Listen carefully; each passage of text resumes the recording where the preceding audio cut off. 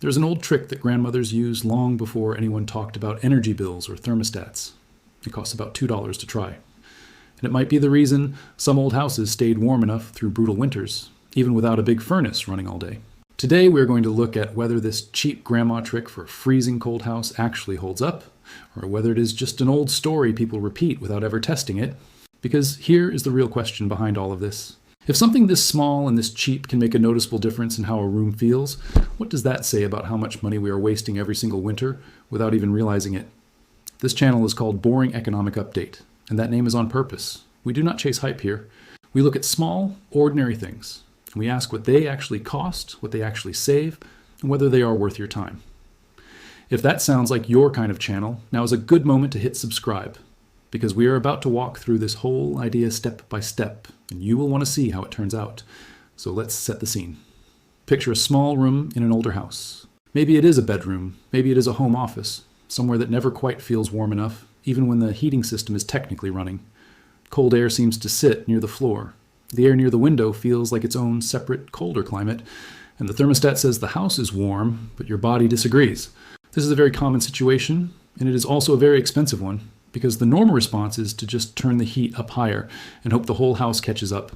That approach burns through fuel or electricity, and it often does not even fix the problem, because heating an entire house to make one small room comfortable is like watering an entire garden just to keep one plant alive. That is where the grandma trick comes in. The idea is simple. Take a few ordinary candles, the same kind you might already have in a drawer somewhere, and place them safely under a small clay flower pot, or sometimes between two stacked clay pots of different sizes.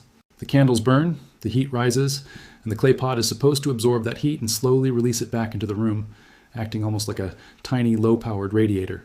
It sounds almost too simple to work, and that is exactly why it is worth testing carefully instead of just believing it or dismissing it without any real look at what is happening. Before we build anything, it makes sense to think about safety first, because open flame indoors is not something to treat carelessly, no matter how old or common the trick might be. So the plan for this build uses a heat-safe base, enough open space around the candles so nothing flammable is nearby, and a location on a stable surface, away from curtains, paper, or anything that could catch fire if the flame were to be disturbed. The materials themselves are almost embarrassingly cheap.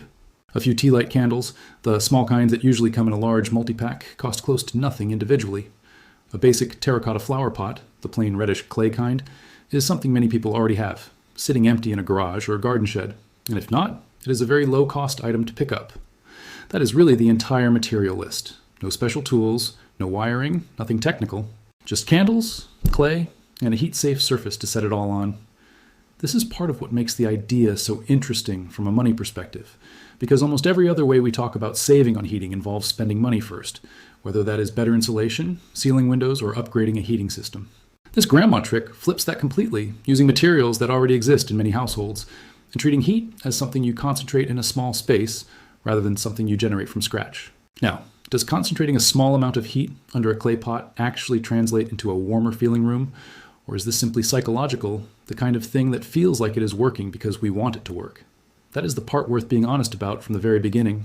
A few candles are never going to replace a heating system for an entire home, and anyone claiming that would be exaggerating. But the real question is smaller and more useful than that.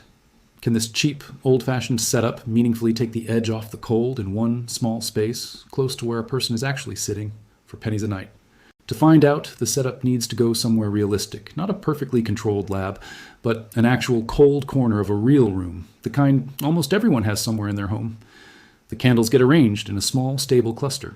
The clay pot goes on top, upside down, with enough of a gap underneath for air and heat to move properly. Based on the traditional way this trick has been described for generations, there's a small vent hole at the top of most terracotta pots. And that hole becomes an interesting detail once the candles are lit, because it gives a visible physical sign of where the heat is escaping from, and roughly how strongly it is moving upward. Watching that small opening, waiting to feel whether the air nearby actually starts to shift, creates a strange kind of tension for something this quiet and this simple. It is almost hard to believe that a full test of an old household trick, something someone's grandmother might have done without a second thought, could feel this suspenseful. But standing near a lit candle setup, waiting to see if a room actually warms, has a way of making you pay closer attention to something you would normally never notice at all. The candles are lit now, small and steady, tucked safely under the clay pot, and the first few minutes pass with almost nothing happening that you can notice right away. That is actually normal, because heat does not jump into a room instantly. It builds slowly, the same way a cup of tea does not become hot the second you pour water into it. So the first part of this test is really just patience, standing back, letting the small flames do their quiet work, and paying attention to small changes instead of expecting something dramatic. After a few minutes, the clay pot itself becomes the first clue. If you carefully bring a hand near it, not touching, just sensing the air close to the surface, there's a noticeable warmth building on the outside of the clay, which makes sense since clay is known for holding onto heat and releasing it slowly. The same reason old-fashioned clay ovens and clay heaters have been used in different cultures for a very long time. This is really the whole mechanism behind the trick. The candles alone produce a small amount of heat, honestly not much more than what you would feel holding your hand near a few lit candles in the open air. But once that heat gets trapped and concentrated by the clay pot, acting almost like a small heat shield, it stops spreading out uselessly into the room, and instead becomes something closer to a slow, steady little radiator. The air near the top vent hole of the pot starts to feel noticeably warmer than the room air around it. And if you hold your hand a short distance above that opening, there is a small, steady column of rising warm air. Subtle, but real, and surprisingly satisfying to feel after wondering whether any of this would actually work. Now, here is where honesty matters most, because it would be easy to get excited about that warm column of air and claim this candle and pot setup can replace part of a heating bill. It cannot, and claiming otherwise would be misleading. What it can do, based on how the heat behaves in this kind of test, is create a small, localized zone of extra warmth, close to where a person is sitting, which matters more than people often realize. Because comfort is not just about the average temperature of a whole room. It is about how warm you personally feel in the spot where you are actually spending your time. This is actually a useful piece of economic thinking, hiding inside a very simple experiment. Heating an entire house to make one person comfortable in one chair is inefficient, because most of that heat is being wasted on empty space, hallways, and rooms nobody is currently using. A small, cheap, localized heat source sitting close to a desk, a reading chair, or a cold corner of a room works with a completely different logic, spending a tiny amount of energy exactly where it is needed, instead of spending a much larger amount of energy everywhere at once. That difference, concentrated versus spread out, is really the core idea behind why this old trick has survived for so long, even in an age full of modern heating options. Bringing a small thermometer near the setup, not for a lab-grade measurement, but just as a rough way to observe trends, shows a modest rise in the air temperature close to the pot, compared to the air just a few feet further away in the same room. It is not a huge shift, and nobody testing this honestly should claim it is, but it is a real, noticeable difference, the kind you might describe as taking the harsh edge off the cold rather than fully warming a space. Runtime is another important part of the economics here. A standard small tea light candle burns for a modest number of hours, and multiple candles used together will naturally burn through their wax faster than a single one would. So the ongoing cost of running this setup for an evening comes down to a small handful of inexpensive candles, replaced as needed, which is a very different cost structure compared to running an electric heater or increasing the setting on a central heating system for the same stretch of time. That is not a fair, direct swap, because a candle and clay pot setup is never going to heat a whole room the way a proper heater can. But for someone sitting at a desk or in a favorite chair, trying to avoid cranking the thermostat higher just to stay comfortable in that one spot, this cheap trick starts to look less like an old superstition and more like a very specific, very targeted, low-cost tool. There's also a quieter kind of value here, one that is easy to miss if you only think about heat output. This setup does not require electricity, does not require a working power grid, and does not require any technical setup beyond matches and a stable surface. That makes it interesting not just as a way to save a little money, but as a low-cost backup option, the kind of small resilience that becomes valuable during a power outage, or any situation where the normal heating system is not available. By the end of this test, the picture becomes pretty clear. The candles and clay pot do not replace real heating, and treating them that way would be dishonest.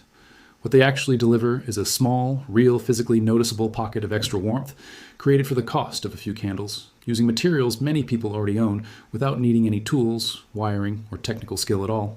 And once you notice that small warm column of air rising steadily from the top of that plain clay pot, it becomes hard to think of this as just an old wives' tale anymore, and much easier to see it as a tiny, surprisingly logical piece of everyday economics, quietly at work in a corner of an ordinary room.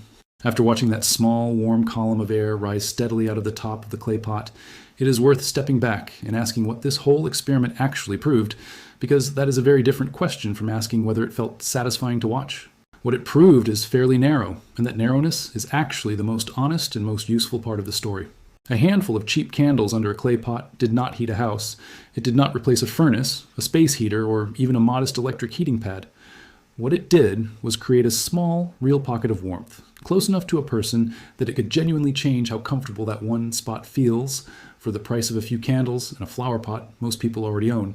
That distinction matters more than it sounds like at first, because so much of how we think about home heating is built around the idea of heating an entire space evenly, when in reality, most of the time, what we actually need is for one specific spot to feel warm enough, whether that is a reading chair, a home office desk, or a small corner where someone spends their evening. Grandmothers who used tricks like this were not thinking about efficiency curves or energy economics. They were thinking practically, with limited resources, in homes that were often harder to heat evenly than modern houses are. And in a strange way, that practical, limited resource thinking lines up almost perfectly with good economic reasoning, because it is built around a simple idea: put your limited resources exactly where they matter most, instead of spreading them out evenly and wasting most of them on empty space. That is really the deeper lesson hiding inside this $2 experiment. Now, it would be easy to walk away from this thinking that everyone should immediately start burning candles under flower pots instead of using their heating system, but that would be the wrong lesson to take from it, and probably not a safe one either. This trick is not a full replacement for real heating. An open flame indoors always comes with real risk that has to be taken seriously, with proper supervision, a stable heat-safe surface, and enough space around it to prevent any accident. The honest way to think about this is as a very small, low-cost supplement, useful in specific situations, not as a strategy to depend on for staying warm through an entire winter. So when does something like this actually make sense from a money and practicality standpoint? It makes the most sense in a small, specific space, where only one person needs to feel warmer for a limited amount of time, rather than trying to warm an entire room or an entire house. It also makes sense as a backup idea, something worth knowing about if the power goes out during a cold snap, or if a heating system temporarily fails and needs repair, situations where even a small, safe source of extra warmth becomes genuinely valuable, not just a fun experiment. Where it does not make sense is as a long-term daily habit to avoid paying for proper heating, because the ongoing cost of constantly replacing candles, combined with the very limited heat output, means this stops being efficient once you try to stretch it beyond what it was ever really designed to do. There is also a hidden cost that is easy to overlook in experiments like this, and that is time. Setting up the candles safely, monitoring them while they burn, and never leaving them unattended all take a certain amount of attention and effort, and that effort has to be counted honestly as part of the real cost, even though it never shows up on a receipt. A modern space heater, by comparison, can be turned on and left running with far less ongoing attention, and that convenience is worth something too, even if it comes with a higher electricity cost attached to it. This is really the heart of what this channel keeps coming back to, again and again. Almost nothing in personal finance or everyday economics is a simple, one-sided answer. There is almost always a trade-off sitting quietly underneath the surface, whether that is money against time, convenience against cost, or short-term comfort against long-term risk. And the real skill is not in picking one option and claiming it is always right, but in understanding clearly what you are actually gaining and what you are actually giving up in any given situation. This little candle and clay pot trick will not fix a cold house, and it was never going to. But it does offer something surprisingly valuable. A clear, physical, low-cost lesson in how heat, money, and comfort are all connected in ways that most of us rarely stop to think about, hiding quietly in something as ordinary as an old grandmother's trick passed down without any explanation attached to it. And maybe that is the real takeaway here, that some of the smartest, most economically sound ideas were never invented by economists at all, but by ordinary people, working with almost nothing, who understood instinctively that the smartest way to spend limited resources is to put them exactly where they matter most.